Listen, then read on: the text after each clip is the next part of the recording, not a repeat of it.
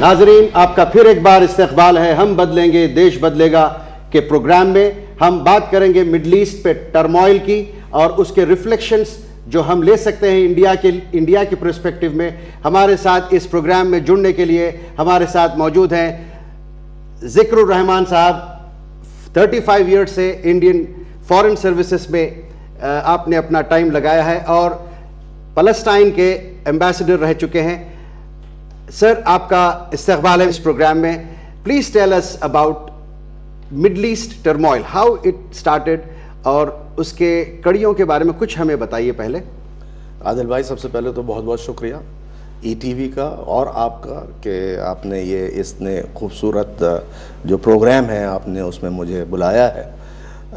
ای T V middle east میں بہت ہندوستانی دیکھتے ہیں. جی دیکھیے، مڈل ایسٹ آج کل ایک نئے کرائسس سے گزر رہا ہے اور وہ کرائسس اچھائی کے لیے ہے یا برائی کے لیے، وہ ہے سب سے بڑی بات. میرا خیال یہ ہے کہ یہ کرائسس یقیناً کچھ اچھائی کی طرف لے جا رہا ہے. ہم نے جو مصر میں دیکھا، مصر میں جو ایک طرح کا انقلاب آیا، یہ ایک سول انقلاب تھا، سویلینز کے ذریعے ایک انقلاب تھا جس میں کوئی اسلحہ، کوئی زور زبردستی، کسی قسم کی کوئی چیز نہیں کی گئی، بلکہ عام شہری سڑکوں پر اتر کے آیا. کیوں اتر کے آیا سڑکوں کے اوپر؟ صرف اس لیے کہ بدعنوانی، رشوت خوری وہاں عام ہو چکی تھی. لوگوں کو نوکریاں نہیں ملتی تھیں. 32-33 سال سے حسنی مبارک صاحب وہاں صدر بن کے بیٹھے ہوئے تھے. شروع میں تو بہت اچھا لگا تھا، اس لیے کہ یہ سب ریولوشنری لیڈرز تھے، انقلابی لیڈر تھے. لیکن آہستہ آہستہ یہ سب لوگ تاناشاہ بن گئے، اور جب وہ تاناشاہی سامنے آ جاتی ہے تو اس کے بعد پھر آپ عوام الناس کو، عام پبلک کو آپ ایوائڈ کرتے ہیں، آپ ان کو نظر انداز کرتے ہیں. تو مصر میں یہی ہوا ہے. مصر کے لوگ، نوجوان طبقہ خاص طور پر، آپ دیکھیے کہ مصر میں 60% لوگ جو ہیں ان کی عمر اس وقت 32 سال اور اس سے کم ہے. ینگ لوگ ہیں. ینگ ایجپٹ ہے. اور حسنی مبارک 32 سال سے حکومت کر رہے ہیں. یعنی وہ جو نوجوان طبقہ ہے اس نے بچپن سے ہی کچھ اور نہیں دیکھا، صرف حسنی مبارک کے چہرے کو دیکھا ہے. صبح اٹھتے تھے حسنی مبارک کا چہرہ سامنے ہے، تصویر جو ہے اخباروں میں تصویریں ہیں، تو لوگ ایک طرح سے اوب گئے تھے. ایک تو یہ بھی بات ہے. دوسرا یہ کہ پڑھے لکھے لوگ ہیں، پڑھتے لکھتے ہیں. ایجپٹ کا، مصر کا جو وزن ہے عرب ممالک میں، بالکل وہی ہے جو بر صغیر ہندوستان، پاکستان میں ہندوستان کا ہے. لوگ زیادہ ہیں، پڑھے لکھے لوگ ہیں، لوگوں کے ہاں ایک کانشسنس ہے. لوگ جو ہیں آگے بڑھنا چاہتے ہیں، لیکن جو مسائل ان کے سامنے تھے وہ یقیناً وہ اس کو برداشت نہیں کر پائے. اور یہ برداشت نہ کرنا ہی سبب بنا ایک ایسے انقلاب کا جس میں 32 سال پرانے ایک صدر، ایک حکمراں جو ہیں وہ اتنے آرام سے نکل گئے کہ معلوم ہی نہیں ہوا. انہوں نے کوشش کی یہ کہنے کی کہ نہیں، مجھے رہنا ہے اور میں آپ کے ہاں کچھ تبدیلی لاؤں گا، لیکن لوگوں نے سنا نہیں. تو تحریر اسکوائر، میدان تحریر جسے کہتے تھے، تحریر اسکوائر جو ہے وہ ایک رمز بن گیا، وہ ایک سمبل بن گیا عرب ممالک میں ایک نئے انقلاب کا. لیکن سچ بات تو یہ ہے اور حقیقت یہ ہے کہ مصر کے عوام اور مصر کے نوجوانوں کو جو ایک پریرنا جسے کہتے ہیں، جو پریرنا ملی، جو انسپریشن ملا، وہ ملا ٹیونس سے. وہ کیسے؟ ٹیونس سے اس لیے کہ یہ شروعات تو ٹیونس میں ہوئی. ٹیونس میں جب وہ ایک چھوٹا سا سبزی فروش جس کے ساتھ اتنی بے عزتی کا سلوک کیا گیا، بدسلوکی کی گئی اور اس نے خود کو جلا کے مار ڈالا، اسی وقت یہ ایک اندازہ ہوا کہ بھئی یہ جو ایک حقارت آمیز سلوک کیا جا رہا ہے انسانیت کے ساتھ، تو یہ انقلاب اس کے خلاف تھا. اچھا، زین العابدین کو اندازہ ہی نہیں ہوا، ایک آئسولیٹڈ انسیڈنٹ سے انقلاب پنپ گیا، ایک واحد شخص کے انقلاب سے پورا انقلاب ہو گیا. اور یہ دیکھیے 15 دن کے اندر زین العابدین بن علی جو ہیں وہ وہاں سے بھاگ لیا. اور پورا جو حکومت ہے وہ وہاں سنبھال لی فوج نے. اس کا اثر مصر پہ ہوا. اور مصر میں ہم نے دیکھا کہ کس طرح حسنی مبارک جو ہیں وہ تقریباً 1.5 مہینے تک وہ ریزسٹ کرتے رہے، لیکن وہ اس کو برداشت نہیں کر پائے. دیکھیے، عرب ممالک میں جو کمی ہے وہ یقیناً ڈیموکریسی کی ہے، لیکن عربوں میں ڈیموکریسی جس طرح کہ ہونی چاہیے. میرا خیال ہے جو ویسٹرن کنٹریز ہیں ان کی ڈیموکریسی سے وہ مختلف ہے. دیکھیے ویسٹرن کنٹریز کی، مغربی ممالک کی ڈیموکریسی، ان کی ڈیموکریسی کا آئیڈیا بالکل مختلف ہے. عربوں کا جو ایک ٹیکسچر ہے وہ بالکل مختلف ہے. قبیلوں کا سسٹم ہے عربوں میں کچھ لوگ بیڈوئن سسٹم میں ہیں، کچھ لوگ جو ہے فیونیشینز ہیں، کچھ مورز ہیں، الگ الگ ریسز، الگ الگ ایتھنیسٹی کے لوگ ہیں. تو وہاں وہ ڈیموکریسی لانے کی کوشش کرنا جو مغرب میں ہے اور اس کو جکسٹاپوز کرنا، اس کو بڑا بنا کے اس کو مسلط کرنا، میرا خیال ہے مغربی ممالک یہاں کچھ تھوڑا سا خطا کر رہے ہیں. یہ جو ریولوشن ہے، یہ جو اپرائزنگ تھی، اس کے پیچھے ویسٹ کا بھی ہاتھ تھا. ویسٹ چاہتی تھی کہ اس قسم کی اپرائزنگ ہو، یا پھر یہ پیورلی ایجپشن اپرائزنگ تھی؟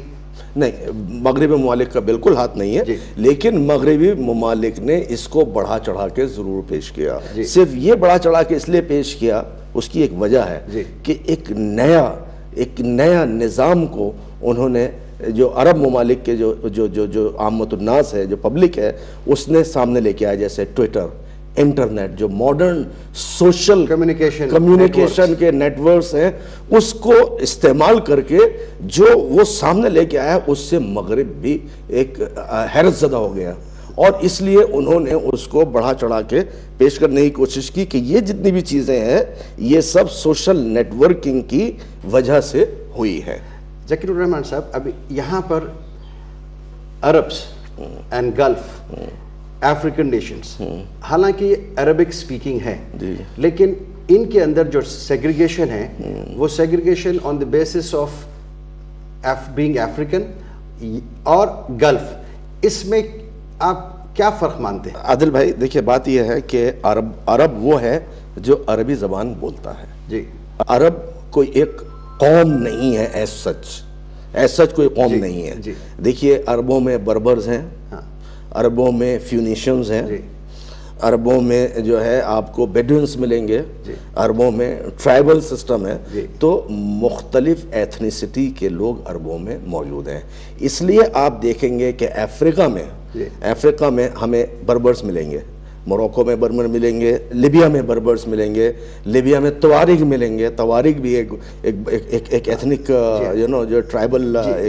ذکر الرحمان صاحب، ایک چھوٹا سا بریک لیں گے اور پھر لوٹ کر آئیں گے. ناظرین آپ کہیں جائیے گا نہیں، ہم پھر واپس آئیں گے.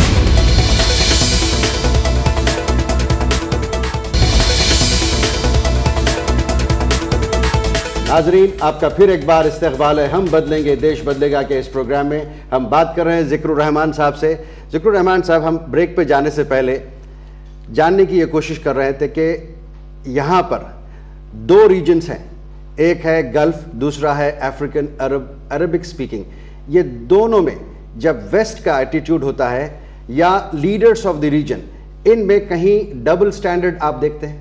دیکھیے آپ نارتھ افریقہ کی، شمال افریقہ کی بات کر رہے ہیں. شمال افریقہ جو ہے وہ میڈیٹرینین بیسن کا حصہ ہے، جو بحر متوسط ہے. بحر متوسط کا جو حوض ہے اس کے ایریا کے لوگ ہیں، چاہے وہ لیبیا ہے، چاہے وہ ایجپٹ ہے، چاہے وہ ٹیونس ہے.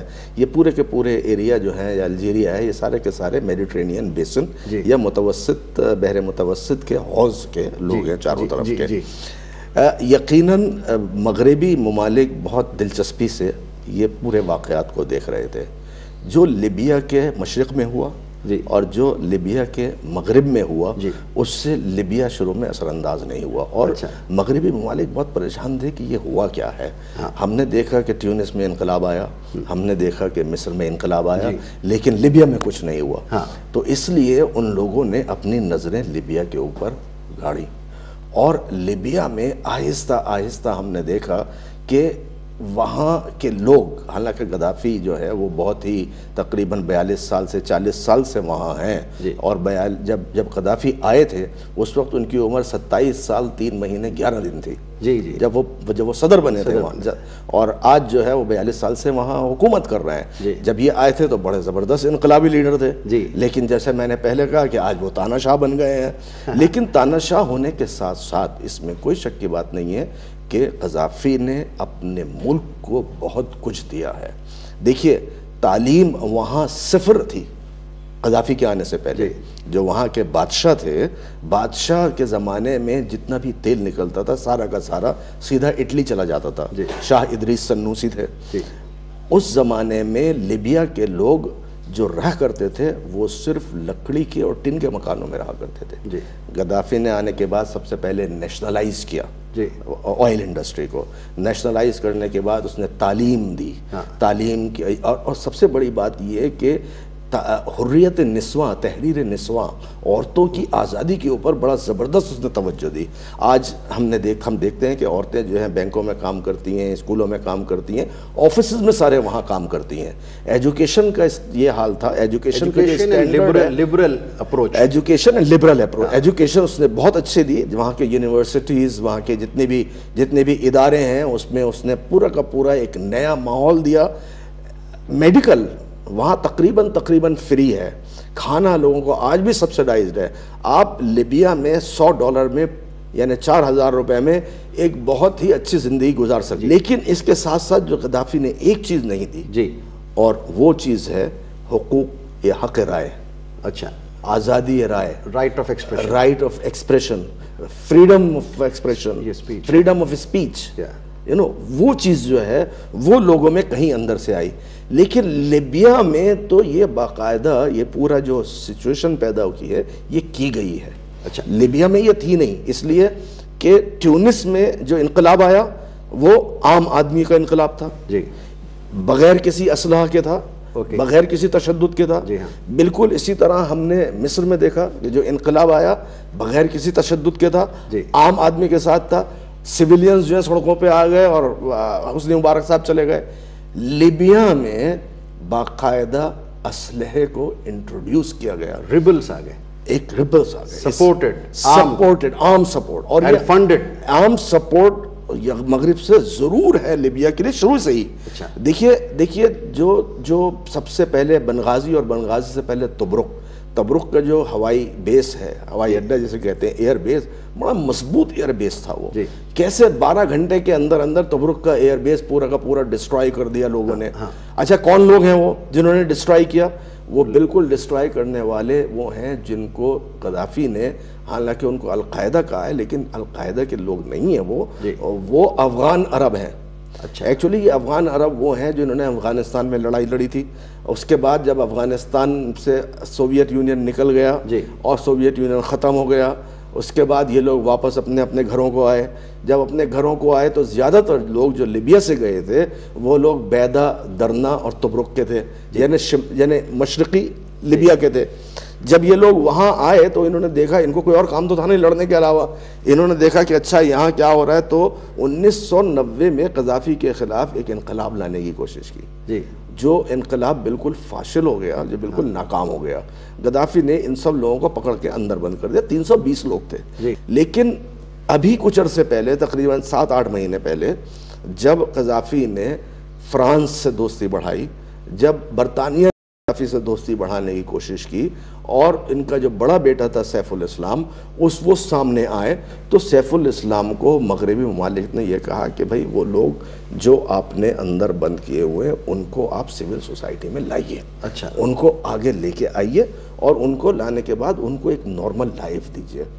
تو ایک باقاعدہ ایگریمنٹ ہوا. اچھا، قذافی کی حکومت نے ان سے باقاعدہ ایک ایگریمنٹ کیا اور ان کو 6 مہینے کے لیے چھوڑا گیا کہ بھئی آپ 6 مہینے کے لیے باہر آئیے اور آپ اپنا کام کاج شروع کیجئے اور آپ ایک ریگولر زندگی میں، ریگولر لائف میں آپ آ جائیے پورے شہر میں. لیکن ہوا کیا کہ جیسے ہی وہ لوگ باہر آئے 3 مہینے کے اندر مغربی ممالک کے کچھ جو ایجنٹس وغیرہ ہیں ان لوگوں کو اپنا ساتھ ہاتھ ملا کے اور سب سے پہلے مشرقی لیبیا میں جو ہے ایک آرم انٹروڈیوس کر کے اور پورا کا پورا مشرقی لیبیا یعنی بنغازی سے لے کے شروع تبرک سے ہوا. تبرک، بیدا، درنا وغیرہ بنغازی سے لے کے اور آگے تک جو ہے پورا کا پورا ایریا کے اوپر انہوں نے قبضہ کر لیا. اچھا، وجہ کیا تھی اس کی؟ وجہ یہ ہے کہ مشرقی ایریا میں 80% لیبیا کا تیل ہے. 80%. جی. اچھا، باقی 20% جو ہے بالکل مغرب کے کنارے پہ ہے، ٹیونس کے بارڈر کے اوپر ہے. تو ان کا آئیڈیا یہ تھا کہ کسی طرح ہم تیل کنٹرول کر لیں، تو غدافی تو ویسے ہی گئے۔ میں یہاں پہ آپ سے یہ پوچھنا چاہوں گا کہ یونائٹڈ اسٹیٹس میں بھی مینی سینیٹرز بہت بلنٹلی اوپنلی یہ کہتے ہیں یہ جو وار ہے جی اسپیشلی ان لیبیا، نیٹو کا انوالومنٹ ایک موومنٹ جو مانا جاتا تھا کہ انٹرنل ہے غدافی ایلیمنٹس اینڈ ریبلز کے ساتھ، اس کو اس وجہ سے تو نہیں شروع کیا گیا کہ وہ دس از بیٹل فار آئل۔ اس بات کو ہم ایک چھوٹا سا بریک لیں گے ذکر الرحمان صاحب۔ ناظرین آپ کہیں جائیے گا نہیں، ہم واپس آئیں گے اور ہماری گفتگو کو، ہماری اس ڈسکشن کو ذکر الرحمان صاحب کے ساتھ جاری رہیں گے، آپ لوٹ کر آئیے۔ ناظرین آپ کا پھر ایک بار استقبال ہے ہم بدلیں گے دیش بدلے گا کے اس پروگرام میں۔ ہم بات کر رہے تھے ذکر الرحمان صاحب سے۔ ذکر الرحمان صاحب، میں بریک پہ جانے سے پہلے آپ سے پوچھ رہا تھا کہ لیبیا کیونکہ آئل رچ نیشن ہے، ایک very very affluent African nation, اس پہ ویسٹ کی نظر شاید آپ کی ساری باتیں سننے کے بعد لگتا ہے کہ آئل کا ہونا اور آئل ہی کے لیے جنگ ہو رہی ہے۔ آپ اس پہ ایگری کریں گے؟ دیکھیے خالی آئل کے تو نہیں ہو رہی، لیکن ہاں اس میں یقیناً آئل جو ہے یا تیل جو ہے وہ ایک اہم کردار ادا کر رہا ہے، لیکن اس کے ساتھ ساتھ جو مغربی ممالک ہیں، خاص طور پر برطانیہ، وہ غدافی سے بدلہ لے رہا ہے۔ غدافی کو نے جو آئرش جو ریپبلکن آرمی ہے اس کو جو 1970s اینڈ اور 80s میں جو سپورٹ کیا تھا، یہ آج اس کا بدلہ لینے کے لیے چھوڑیں گے نہیں انگریزوں کا یہ ایک اصول ہے۔ فرینچ ایکٹیو ہے، فرینچ تیل کی وجہ سے زیادہ ایکٹیو ہے، فرینچ زیادہ تیل کی وجہ سے، اور یہ جو ہے یہ اپنے بدلہ لینے کی وجہ سے ایکٹیو ہے۔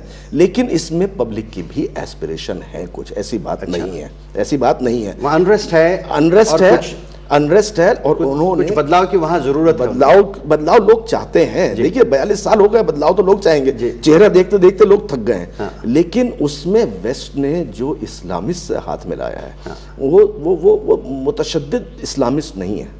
ویسٹ جو خود ڈیموکریٹک سسٹمز کا جو ہے علم بردار ہے، وہ افغانستان میں پورے ریڈیکل کے ساتھ لڑتا ہے، ہر جگہ پر آواز اٹھاتا ہے ہیومن رائٹس کی، وہ کیسے ایسے شیڈ کے ریڈیکلز کے ساتھ ہاتھ ملانے کے لیے راضی ہو گیا؟ دیکھیے مغربی ممالک کو اس بات کا یقین ہو گیا ہے کہ جو اسلامک جو تشدد آمیز عناصر ہیں ان سے ہم لوگ لڑ نہیں سکتے ہیں اکیلے، اس لیے مناسب یہ ہے کہ وہ اسلامی عناصر جو سافٹ ہیں، جو معتدل ہیں، تو ماڈریٹس ہیں، تو وہ ماڈریٹس معتدل اعتدال پسند اسلامسٹ سے اگر ہم ہاتھ ملائیں گے تو شاید یہ جو تشدد پسند عناصر ہیں ان لوگوں کو ہرانے میں ہمیں کامیابی مل جائے۔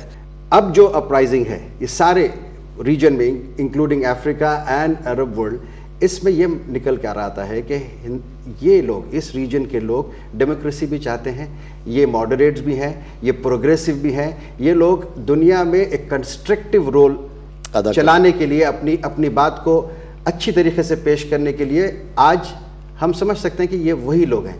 لیکن یہ بدلاؤ کیوں ہے؟ دیکھیے ڈیموکریسی تو اس اے پارٹ آف اسلام، democracy is a part of اسلام، مشاورت، تشاور، شورا کاؤنسل ہر جگہ ہے۔ آپ دیکھیے ادھر بھی آ جائیے، چاہے گلف میں آ جائیے، آپ خلیجی عرب ممالک میں آ جائیے، یہ آپ عرب ممالک میں جائیے، شورا کاؤنسل سب جگہ بنائی ہوئی ہیں۔ لیکن یہ شورا کاؤنسل جتنے بھی شہزادے، بادشاہ، سلطان اور حکمران جتنے، ان سب لوگوں نے اپنے ہاتھ میں کنٹرول کر کے اپنے حساب سے چلا رہے ہیں۔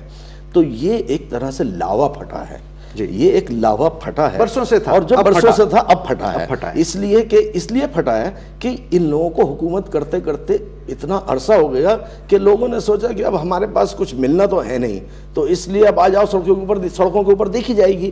تو جہاں تک ڈیموکریسی کی بات ہے، یقیناً عربوں میں ڈیموکریسی کی چاہت ہے، لیکن وہ ڈیموکریسی جو ویسٹ چاہتا ہے، جو مغربی ممالک چاہتے ہیں، میرا خیال ہے عربوں میں اس طرح کی ڈیموکریسی لانا ناممکن ہے۔ دیکھیے مصر میں کیا ہوا ہم نے دیکھ لیا ابھی، اب مصر میں اس وقت فوجی حکومت ہے اور ستمبر میں وہاں الیکشن ہے، الیکشن ضرور ہوں گے، پارٹیاں ضرور رہیں گی، لیکن فوج اپنا دبدبہ، فوج اپنا روب، فوج اپنے بالکل نہیں چھوڑے گی، اس لیے کہ 90% ملک جو ہے وہ فوج کی وجہ سے چل رہا ہے. سارے انویسٹمنٹ فوج کے ہیں، وہاں جتنے بھی بڑی بڑی آرگنائزیشنز ہیں سب فوجی چلاتے ہیں. تو وہ کہاں سے چھوڑ دیں گے؟ اگر انہوں نے چھوڑ دیا تو یہ لوگ بھوکوں مر جائیں گے. ایک بات یہاں پہ اور آتی ہے ذکر رحمان صاحب کہ مڈل ایسٹ میں جو چیز برسوں سے مطلب ڈیکیڈ سے نہیں ہوئی، جیسے رافع غازہ سے جو ایجپٹ اپنے بارڈر کو کھولتا ہے، اسرائیل کے ولنگنس کے بغیر کوئی انٹرنیشنل اس پہ رکاوٹ نہیں تھی، انہوں نے کھول دیا. یہ اپرائزنگ جو ہوئی ہے ایجپٹ میں کامن مین کی آواز کی بنیاد پر، کیا یہ ریلیف غازہ کے وہ 7.5 لاکھ سیج میں جو لوگ رہ رہے تھے 2 سال سے ان کو ملی ہے، جس میں کوئی دوسرا پولیٹیکل اینگل نہیں ہے؟ ایک تو میں یہ بتا دوں کہ 7.5 لاکھ نہیں ہے، 15 لاکھ ہے. 15 لاکھ جی، وہ 15 لاکھ لوگ ہیں. دوسری بات یہ کہ ایک طرح کا وہ پولیس اسٹیشن بن گیا تھا، ایک بہت بڑا ایک جیل بن گیا تھا غازہ. اور حسنی مبارک جو ہے وہ مغربی ممالک کے کہنے کے اوپر اور جو مغربی ممالک نے اسرائیل کے پریشر سے ایک لابی بنائی تھی اور لابی بنا کے ایک ڈیسیجن لیا تھا، وہ اس ڈیسیجن پہ اس فیصلے پہ امر پیرا تھے. آج حسنی مبارک چلے گئے، اعتدال پسند جو ہے وہاں سے نکل گئے. ان کو اعتدال پسند کہا کرتے تھے مغربی ممالک، اب وہ کہاں گیا وہ اعتدال پسند ہی. تو اب جو نئے لوگ آئے انہوں نے کہا بھائی کیسے یہ آپ کسی کو جو ہے جیل میں رکھ سکتے ہو، آپ بچوں کو باہر نہیں نکلنے دیتے، لوگوں کو نکل نہیں سکتے، آپ نے ایک اتنا بڑا پریزن بنا لیا ہے تو آپ ان کو اجازت دیجئے. تو جو مصر کے لوگ ہیں ان کا یہ ایک پریشر ہے اپنی حکومت پہ، چاہے وہ فوجی حکومت ہے، کہ بھئی ان لوگوں کو باہر دس از اے وکٹری آف کامن مین. یقیناً دس از اے وکٹری، بہت بڑی بات ہے، ایک عام آدمی کی فتح ہے. ہم اس بات کو، کیونکہ اب میں اصل مدے پہ اب آنا چاہتا ہوں. یہ ہمارا آپ کے ساتھ پہلا سیکشن ہے، پہلا ایپیسوڈ ہے. اس کی کڑی ہم اور ایک ایپیسوڈ میں کرنا ہے. میں اس ریفلیکشن کو جو ہم نے مڈل ایسٹ میں دیکھا ہے، جو مسٹیکس مڈل ایسٹ نے برسوں سے صدیوں سے کی ہیں، وہ کمیوں کو، اور ہمارے ہندوستان میں we'll come back to our own country now, India, اور ہمارے جو مشکلیں ہیں، ہمارے جو پرابلمس ہیں، how much we can learn from the mistakes of the Arabs and the Africans and the Middle East. we'll do it again.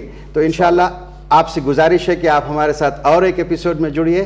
ہم آپ کے ساتھ بات کریں گے ہندوستان میں reflection of the mistakes of middle east, and also we will try to cover جو لوگ ڈسلوکیٹ ہوئے ہیں وہاں سے آفٹر دا ٹرموائل. ہزاروں لوگ وہاں سے ایئر لفٹ کیے گئے ہندوستان میں آئے ہیں، ان کی زندگیوں میں جو اتھل پتھل ہے ان میں ریلیف گورنمنٹ آف انڈیا کیا کر رہی ہے، یا پھر ہمارے جو ہے مشنز، جو ڈپلومیٹک مشن سے وہ کیا کر رہے ہیں، اس پہ بات کریں گے. آپ کا بہت بہت شکریہ. ہم آپ سے پھر ایک ایپیسوڈ میں بات کریں گے. ذکر الرحمان صاحب بہت شکریہ. ناظرین ہم پھر ملیں گے اگلے ہفتے ذکر الرحمان صاحب کے ساتھ. خدا حافظ. جے ہند.